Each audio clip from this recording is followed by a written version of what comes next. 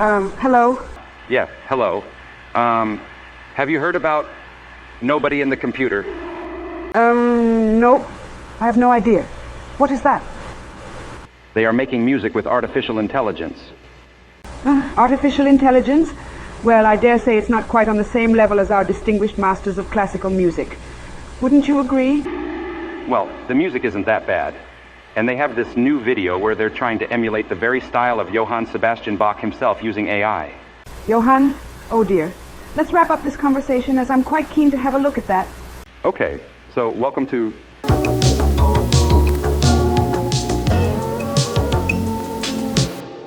And, yep, here we are back at it, navigating this wild ride of using artificial intelligence to whip up some tunes.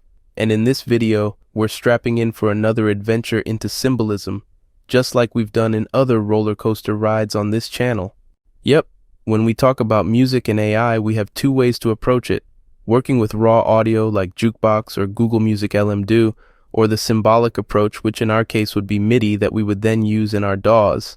Indeed, here we go again with Midi. We can't get enough of it. Can we, pals? So, here's the game plan. We're going to put ChatGPT to work, cooking up some text that will then transform into music. But what kind of catchy harmonies are we talking about? I've been noodling this around in my brain, and it hit me. Let's take a crack at mimicking the style of none other than Johann Sebastian Bach. Yep, that prolific Baroque virtuoso whose influence reached far and wide, touching the creative genius of hotshots like the Beatles and Radiohead. He cooked up over 1,000 works from concertos and sonatas to chorales and masses. His music, a smorgasbord of complex counterpoint, intricate rhythms and melodies so beautiful they'd make a nightingale envious. He composed 1,000 musical pieces? Wow. I wonder how he was so productive when he was a father to 20 children. Well, good point. Back then we didn't have social media or television. Okay, enough with the gabbing. Let's dive straight into the nitty-gritty. If we can tap into Bach's style with AI, we'd be able to spin any kind of music, because Bach's got the whole shebang of musical beauty wrapped up in his compositions. So, buckle up. Here's our action plan. I've been working my socks off on a text that will serve as the prompt we use to get ChatGPT to generate the symbolic representation that we'll later convert to Midi with a bit of coding. In this grand prompt, I explained to ChatGPT that we're going to make music in this format, a sequence of two values, the musical note and the duration. So ChatGPT needs to deliver something like this. And Bach's musical style is characterized by its use of counterpoint, or the interweaving of multiple melodic lines, so we're going to ask ChatGPT to generate several melodies to be played at the same time. I also added some music theory like intervals and other bits and bobs, and at the end I tell it to respond with a yes if it understood everything.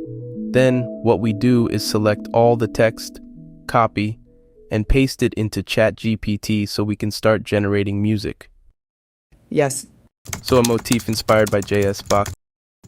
All right, here's a motif inspired by J.S. Bach. I'll start with the main melody, keeping it relatively simple with a focus on intervals that Bach often used, like perfect fifths, minor seconds, and major thirds.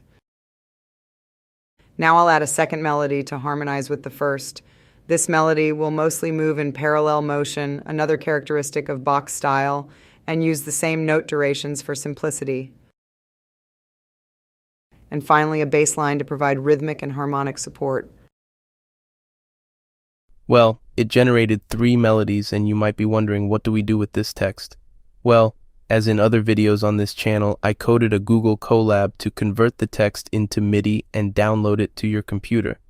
As always, it's easy. We run the cells, copy the text from ChatGPT, and paste it where it belongs.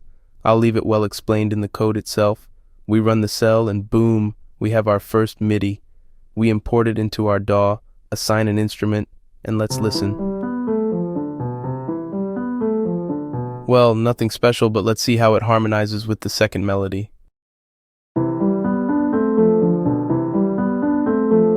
Well, yeah, the classic Bach parallel motion, but let's add the bass line. Well, it's not quite my cup of tea, but throw in some Latin percussion and you'd have even a pooch shaking its tail feathers. You're the boss, maestro.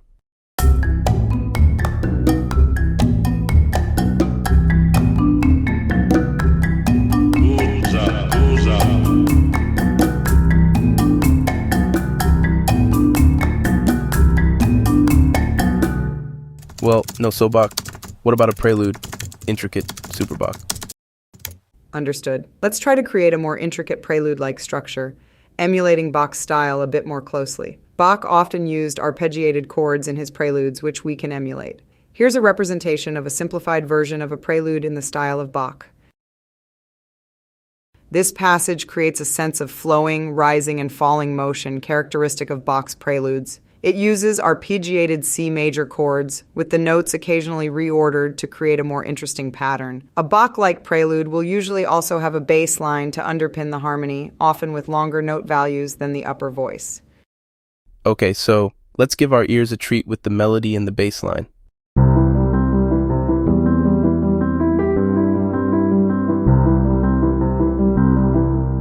Well, that was quite nice. Could you write a melody to play over it? Certainly, let's create a melody that works with the underlying harmony and rhythm of the prelude. This melody will sit atop the arpeggiated chords and the bass line. It will use a mix of note lengths to add some rhythmic variety. This melody mainly consists of stepwise motion, moving by seconds, another common feature of Bach's melodies, with some skips, moving by thirds or larger intervals, for added interest. Alrighty, now we've got a trio of midis to monkey around with, a melody with its bass line and a shiny new melody. But we're going to roll up our sleeves and dive into the DAW, because the midis that our dear friend ChatGPT serves up are raw. Yeah, it's just the note and it's playtime. For the first melody, what say we invite a cello and a violin playing pizzicato to the party, and maybe get a little adventurous with the velocity. How enthusiastically that instrument's belting it out, because ChatGPT always dishes out a one-velocity-fits-all kind of deal. Over here, we're also giving the notes a bit of a shuffle because, hey, the folks playing these instruments in the orchestra are human after all, and they don't always hit the beat with robotic precision. Then we'll pan around to whip up some space. For the bass, we're pulling in a tuba, a trombone, and a double bass, and we'll also play around with the velocity here. And for the other melody, a cello and a brass ensemble, because why not? All together, this orchestra of ours sounds something like this.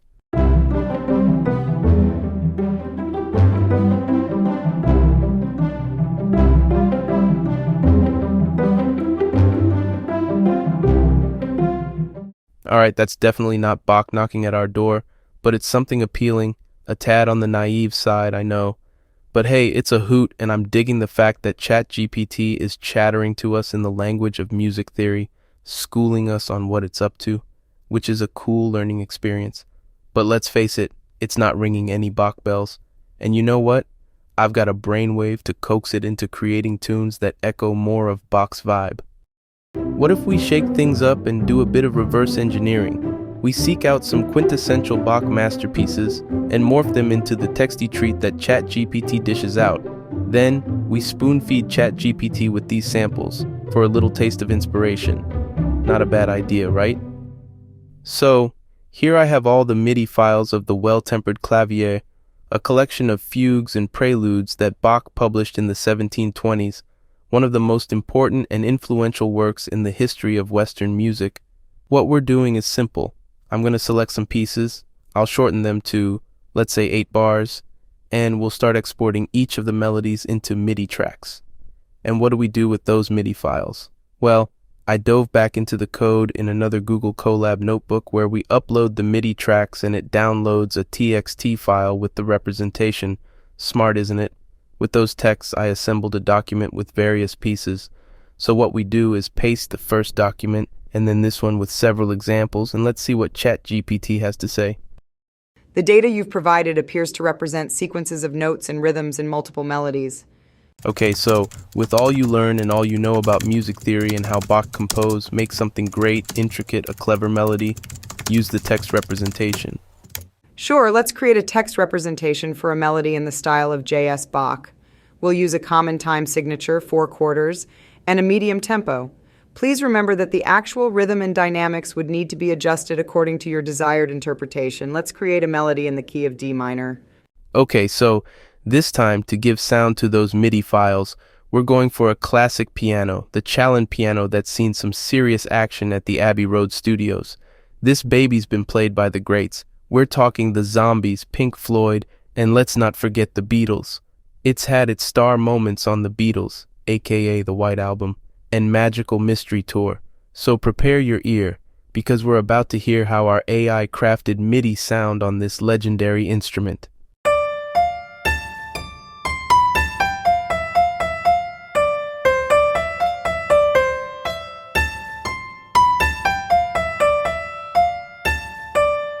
Now another melody to counterpoint that one. Sure, let's create a counterpoint melody that follows the first melody and complements it.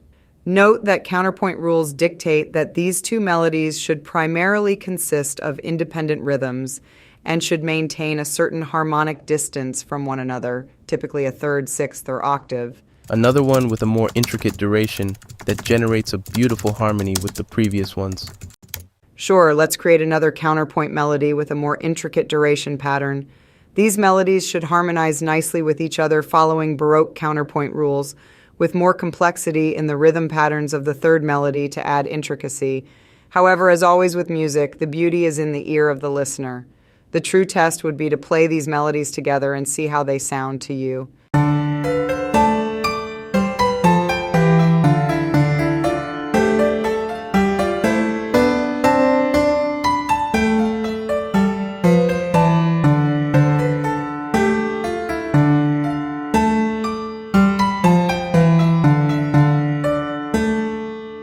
Well, not so Bach, but not so bad.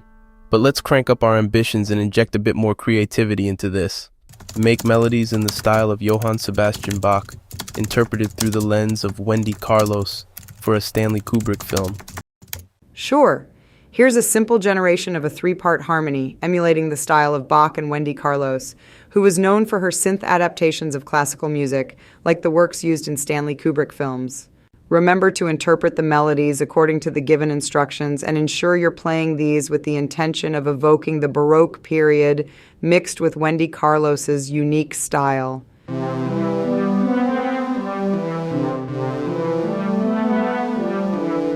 Hey, that's interesting, catchy even. Why don't you create a second part and add a melody to it? Make a continuation. Sure, here's a continuation of the previous melodies, again in a three-part harmony. This extension carries forward the style of Bach with Wendy Carlos's touch. Make a melody to sing over it, long notes. Absolutely. Here's a simple vocal melody line to sing over the existing harmonies. It's designed to have longer note values to allow for sustained singing and to contrast with the more rhythmic instrumental parts.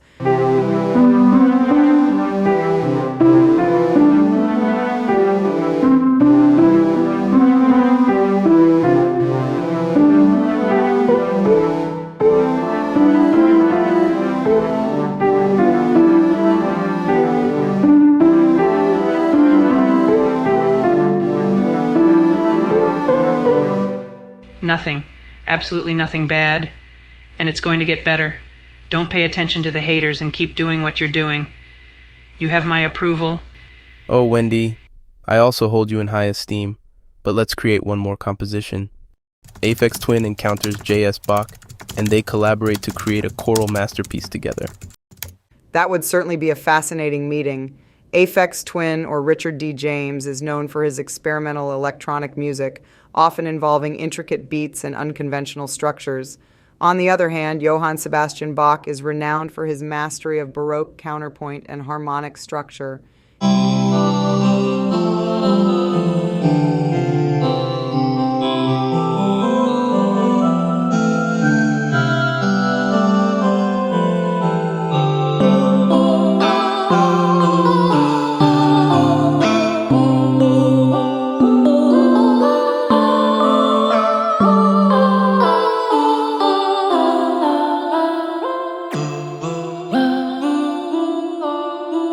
Oh, the joy to be living in this extraordinary era of humanity. How fortunate are we indeed. Before signing off, I must express my sincere gratitude to the Nobodies Collective. Without their unwavering support, creating these videos wouldn't be possible. A huge thank you to the collective for being the wind beneath my wings. Until next time, my dear amigos.